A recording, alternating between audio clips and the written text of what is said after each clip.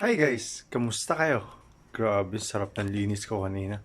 Di ko na pinakita kasi nakabold ako dun kaya wag na. Kaya naman, magluluto na tayo. Gaya ng sinabi ko kanina. Magluluto nga pala tayo ng pansit. Ito.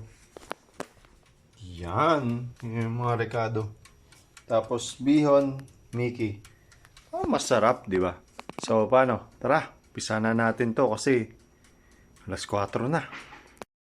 Nagsalang na nga pala ng tubig para pakuluan tong Mickey. Kasi magsasampay pa ako eh. Mamaya ulit. So guys, kumukulo na. Wait lang, lalagay ko lang yung Mickey. Tapos pakukuluin lang natin ulit yan. Tapos tatanggalin na natin para umpisa na natin kasi nung oras na oh. 4:15 na.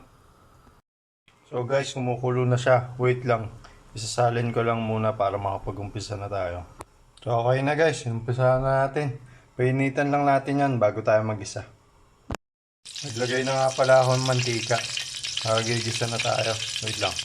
Siyempre lagi una bawang, di ba? Gigisa lang muna natin yan. Tapos nung lumabas yung lasa ng bawang, sinunod ko na yung sibuyas. Tapos sinunod ko na yung atay. Gigisa ko lang muna yan ng mabuti. Tapos sinunod ko na yung manok. Gigisa lang muna natin yan ng mabuti. Saka natin titimplahan sabay-sabay. Okay na guys, natimplahan na natin ang betchin, chicken cubes, paminta, oyster.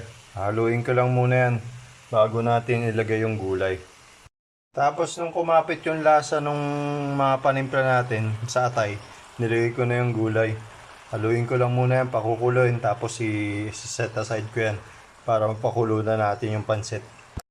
So kumukulo na guys. Wait lang, lilipat ko lang muna dito. So okay na guys, natanggal na natin. Mamaya, nalagay na natin to. So yung bihon. Pakukuluin ko lang muna to. So kumukulo na guys, pwede na natin ilagay itong pansit. Wait lang. So okay na guys, hahaluin lang muna natin yan tapos pakukuluin ng gusto. So okay na guys, nahalo na natin. Pakukuluin lang natin yan hanggang sa maubusan ng sabaw. Pero mas masarap kasi yung medyo saucy, di ba? Smells good na siya. Okay na guys, kumukulo na. Pwede na natin ibalik yung gulay niya. Saglit lang. Hahaluin ko lang muna yan. Tapos nung nahalo natin mabuti, sinunod ko na yung repolyo habang may sauce pa. Hahaluin ko lang muna yan. Yummy! So paano guys? Nakaluto na tayo. Ngayon. May spring onion, kalalagay ko lang eh. So paano? Tara, kain tayo. Kasi may panata pa ako eh.